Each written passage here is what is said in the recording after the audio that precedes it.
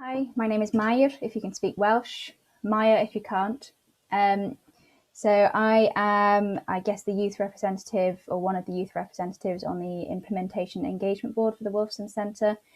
But I've been working as a mental health campaigner for 8 years, mainly working kind of in the topic of youth mental health, but kind of more recently working more towards youth mental health altogether of all ages. I also do a lot of work around nature and mental health and biology, marine biology. That's what I'm studying, marine biology at the moment. So I'm kind of crossing over the two quite often. So I'm George. I'm also a member, one of the youth representatives on the Implementation and Engagement Board for the Wolfson Centre. And like Mair, I'm also one of the research champions and have been for quite a few years. And also like Mair, I've been a mental health campaigner for about 7 or 8 years now, but particularly focusing on more sort of male orientated mental health. So looking at bigger issues like stigma and male suicide and that kind of thing. Positive mental health is, I think, different for every person, which, it's quite reductive because every person is fundamentally a different person. But I think there's a lot of similarities that you can draw between what it means for each person.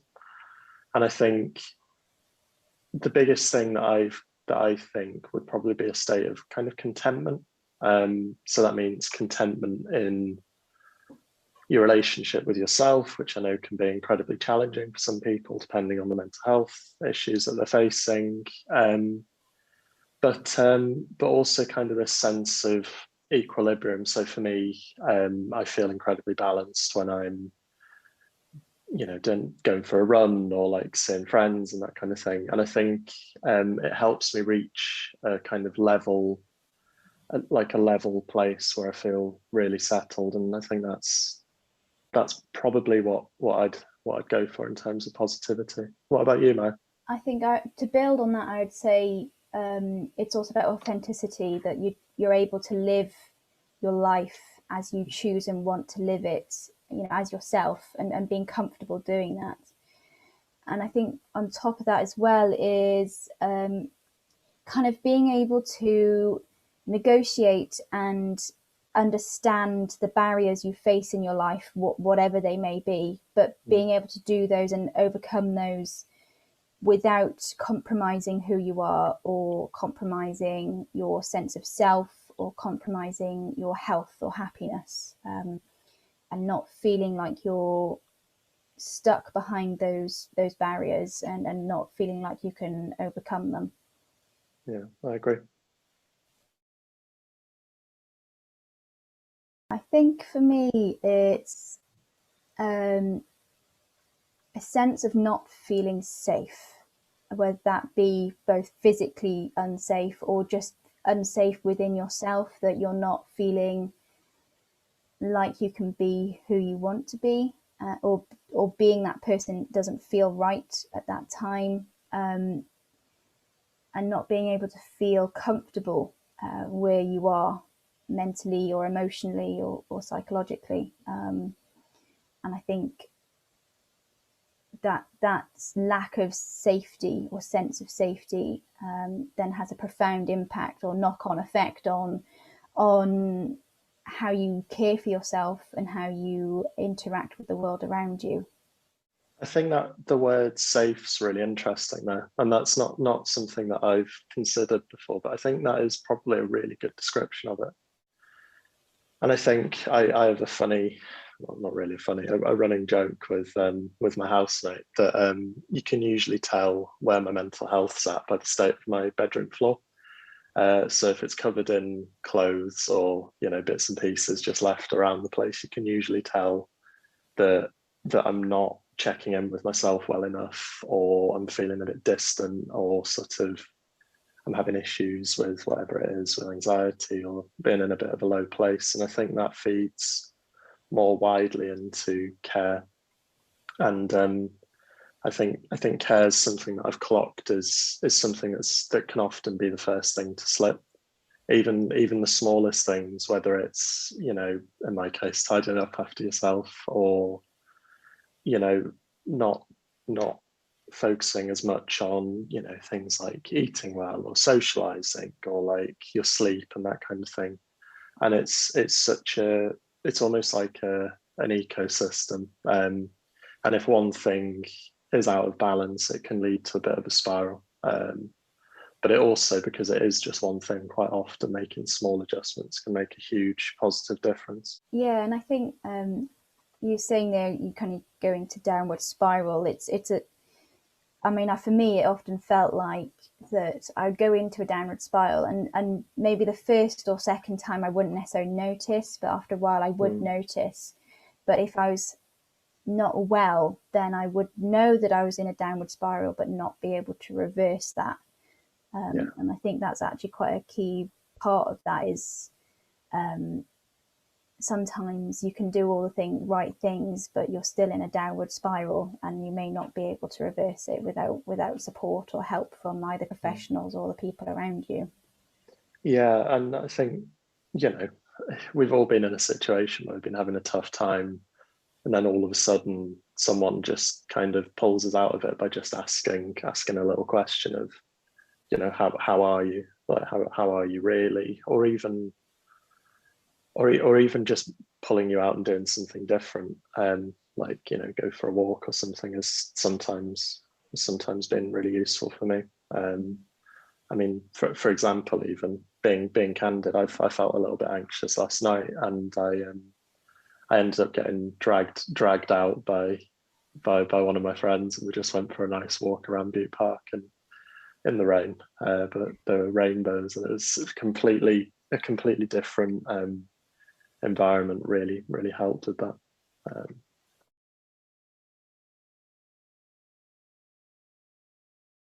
think the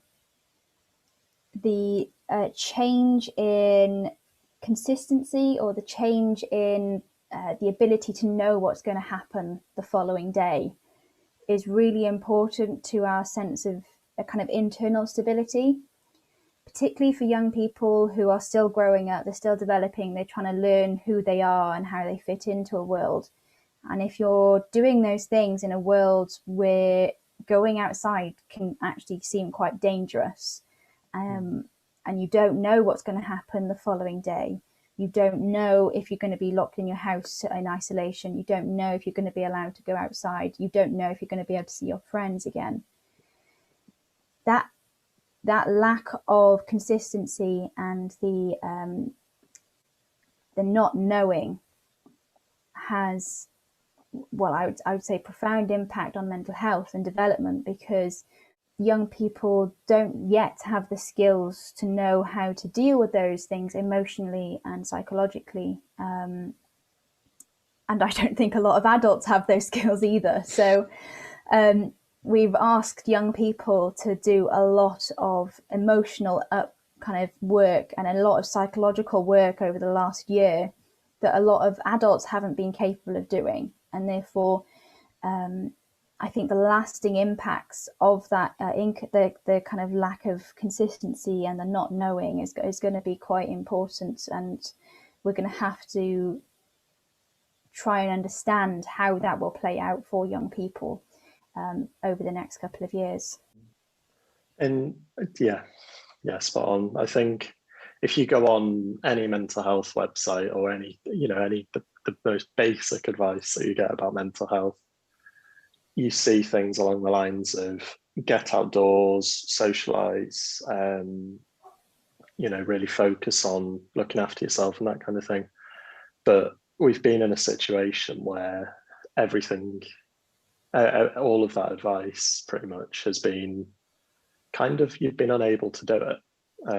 So much of it has been you've been having to emotionally regulate sort of by yourself and deal with these issues a lot by yourself. And it's going to be particularly tough, I think, my heart goes out to a lot of particularly first year university students, because I think with that distance that they've then got from their families, from their homes, that they're in a completely different place for a lot of them, and I think they're kind of often stuck in these bubbles with people that they don't know, and they might not even get on with. I mean, it does happen like that, where you get sort of dumped in a bubble, and you may or may not make friends for life in your first 2 weeks. But it must be really hard, and particularly when a lot of the halls of residence were under lockdown, and with disrupted courses and not being able to go out and join clubs, and so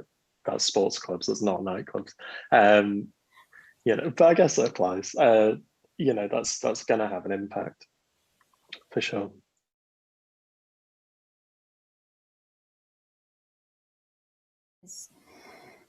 We have an education system that works very well for a very, very small number of young people. It's a school system that trains people how to pass as many exams as possible. And that's great for those people who are academic and can go through that process without too much stress and are able to get the high grades and go through that system without too much upheaval. But we have countless young people where that system does not suit them and does not work for them, and often that means they get excluded, or they get made to feel like they are failing or that they're failures because they cannot adapt to a system that doesn't work for them. And I think the education system as it stands has a lot to answer for the increase in mental health problems that we're seeing in the young population. And that's not to say that I'm blaming teachers at all. That's not the case. I'm saying that the way that we educate young people has a big impact on how someone kind of views themselves and how they view the world. And if you're someone who, for example, is dyslexic and you fail English, the overwhelming message you get when you do that is that actually if you fail an exam, you'll fail at life. If that's how we're making young people feel, well, of course they're going to have mental health problems. What do we expect? And I think we need to start looking at how we ensure education is inclusive and accepting and safe for all young people. My issue always has been with signposting and having a clear route to support when you need it. And I think back to, I know people at university who we've dealt with kind of crisis situations where they were feeling even suicidal at certain points, and the university that I went to were good in terms of being able to provide that crisis support. But I couldn't help but think, once you leave as a young adult, or even if you don't go to university, or say if you've got a college and you're or say you're in a school with limited budget and that kind of thing, and you don't have the resources and the facilities as an institution where you're able to have that clear pathway from, you're sort of in a situation where you're either you deal with it by yourself over here, or over here you end up in A&E or in some severe psychiatric help. And I think there needs to be a middle ground, and an accessibility middle ground that's inclusive for all sorts of different issues, because fundamentally the issues that say I would face are bound to be different than say a person of color, or someone who's LGBT. We just need a more inclusive education system, and I think that feeds into our mental health services. And picking up on that point, you're naming kind of different populations of young people. I think within this conversation, it would be wrong of me not to bring up socioeconomic factors. We know that young people who are coming from low income households are at a higher risk of mental health problems. We know that young people of colour or from ethnic minority communities are at higher risk because they are facing institutional and implicit and explicit racism. And the same goes for LGBT young people. Their safety is at risk in our society at the moment, and we have to research the biological reasons that we need to understand what's going on for young people, but we also need to recognise and research how socioeconomic factors affect a young person's mental health and their long-term mental health as well. And with that research, we then need to be able to bring everyone up into equal playing field and ensure that we have a society that is just and equal. Otherwise, we won't have a mentally healthy society. Equality and mental health are fundamentally interlinked, and until we have equality, we will not be able to have a mentally healthy society. Yeah, I completely agree. There's we can have that sort of base level of care, which is always going to be really useful. But I think we do need tailored specialists, and we need that tailored support that's going to make it more equitable, so that you can get the support that you need depending on your background. And also, I think there's no better person to talk to really, and in terms of supporting you and guiding you, particularly when you're young, and particularly if you're vulnerable, than someone who's experienced what you've experienced before, and someone that you can associate and really relate to.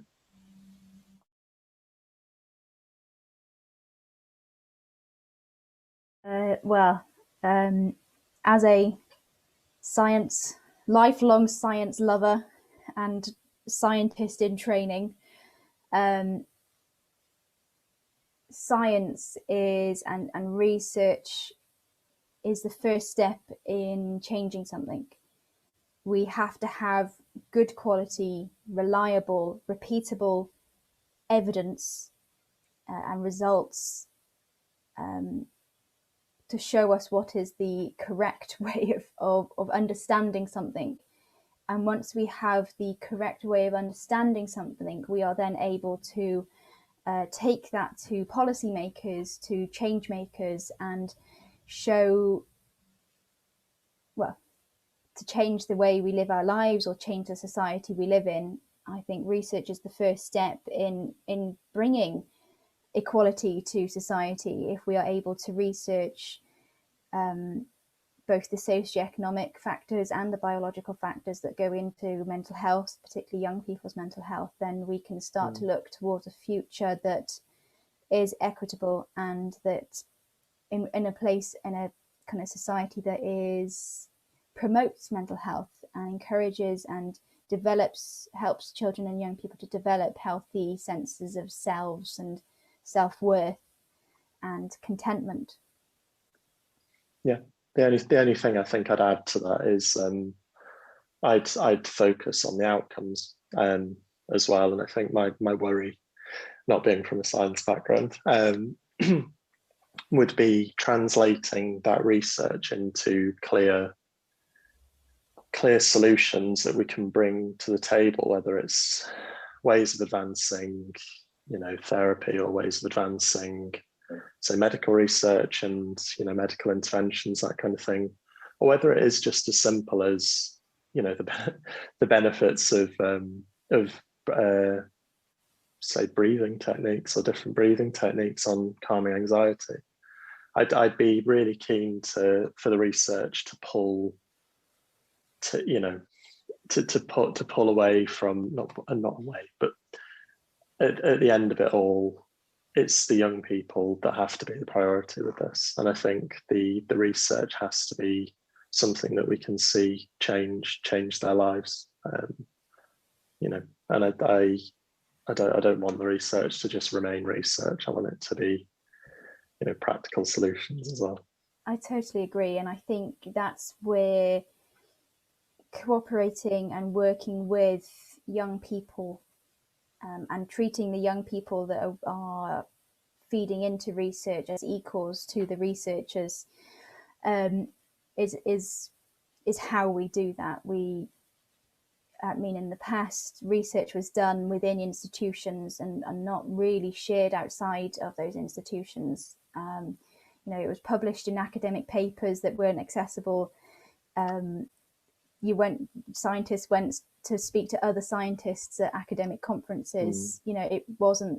Research wasn't shared outside of that field very often, or often enough. And I think certainly in the last couple of years, the shift towards including young people, and including people who represent the population that you're researching in the actual research team is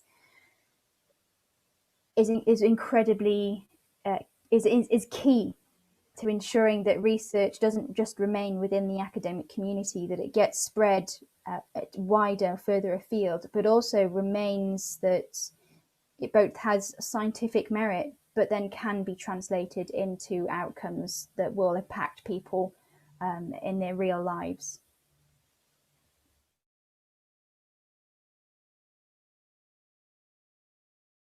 I think in terms of on the communication side, probably the best way to do it is to just try and answer the question, or even pose the question to them: why do you think that this work matters? And I think it often, it's a very simple question, but it's a lot trickier than that. And I think you'll get the best response and the most engaged response if rather than, you're saying this is what you should think, this is what we're trying to do. Why would this work impact your lives, and how can this work be life-changing? I agree, and I think your point on communication is really important, because it's a learning curve for both the young people and the scientists or researchers equally, because young people are having to learn to be in that professional environment. If you're bringing young people into those environments, young people having to learn how to be in that environment. But equally, the researchers and scientists who may be 20 plus years older than the young people are having to learn how to cater to those young people and change the way that they communicate so that the young people can understand. And the way that you can do that effectively is actually just to be honest and say, look, how can I best support you whilst we both learn how to be in this room together, rather than both parties go, well, I'm going to stick to the way that I normally kind of communicate, and I'm going to double down on the academic talk. And I have been in situations where that has happened, and a lot of researchers then taken aback because I am academically minded. But that's not how it should be. You should not be expecting the young people to learn how to speak like an academic. You need to ensure that the academics are comfortable with the young people in the room, and that young people are comfortable with the academics in the room, and other professionals. And I think, as I just said, being honest and saying, look, we're learning about this together.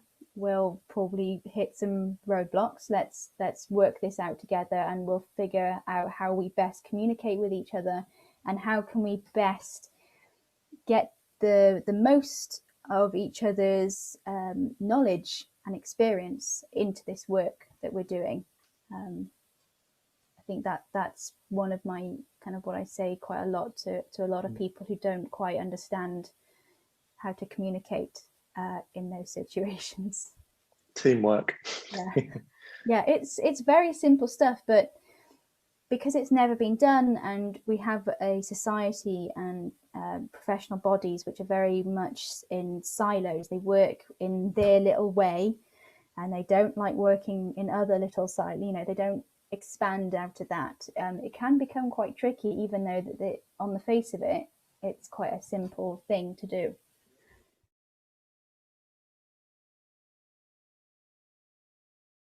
Well, the most simple thing, sorry to dive in first, is that it exists, which I think, you know, it sounds like a joke, or it sounds insignificant, but I think the fact that it's being taken seriously as an individual subject of research, I think, is extremely important. And I think we've seen it for such a long time where mental health just kind of lumped into the vague mass of NHS budgets and, you know, bad news reports about things spiraling and young people being all over the place, blah blah blah, and kind of you see young people almost becoming the focus and almost the be all and the end all, rather than there being more to it than that. And I think the research is extremely important, but I'm sure Maya's going to go very in depth on it, as that's her area of expertise. But in terms of what it signifies, I think it shows a real landmark in terms of where we're at, particularly with stigma and general social attitudes towards mental health, which are, you know, I first started to struggle with my mental health when I was about 13, 14, and it was a completely different landscape than it is now. And I think it's excellent, and it's also new. I'm not aware of anything else that's vaguely similar, and I feel privileged to have it on my doorstep, I think. Yeah. What about you, Mo? Yeah, I would agree with you that it's an indicator of a more kind of larger societal change in attitude in a way, and it is a privilege to have it, well, in Wales as a Welsh person. I think for me, there's two parts of the kind of answer for me. One comes from my science kind of background and sciencey brain, and that is just the pleasure and the joy and the I don't know what the word is, but the progress of human understanding and human knowledge, and the exploration of questions and things that we don't yet understand. And I think it's a fundamentally human part of fundamentally human that we explore, and we wish to know more. We want to understand things better, and when we ask questions, we find the answers, and that excites me. And then on the other part is that whilst we have seen research groups trying very hard to do engagement and engage with young people or whatever population they are researching, I think this is slightly different because it's being set up from the very beginning as something that is collaborative with the population of people that the research is focused on. So in this case, young people.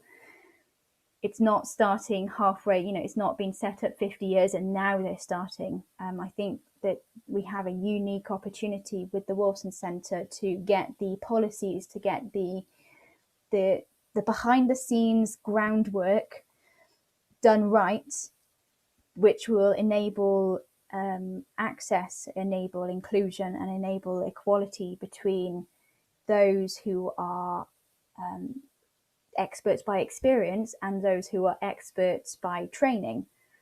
And I find that really exciting as well. So I look forward to seeing both the science and the engagement and cooperation. I completely agree. I've said that a lot today. And I think I'm going to add a third prong to your second prong, to your two prongs of engagement and the scientific side. I think it'll also bring, I think, a lot of credibility in terms of shaping, hopefully, government policy at a Welsh government level. which is then going to filter down through the healthcare system, through everything, through finance. I mean, it could help benefit the UK government and deal with things that aren't devolved, like benefits research, that kind of thing. And there's a huge scope in terms of the impact, I think, because the simple fact that lots of people know about mental health is the one where it's like, isn't it 3 in 4 people will have a mental health difficulty at some point in their lives.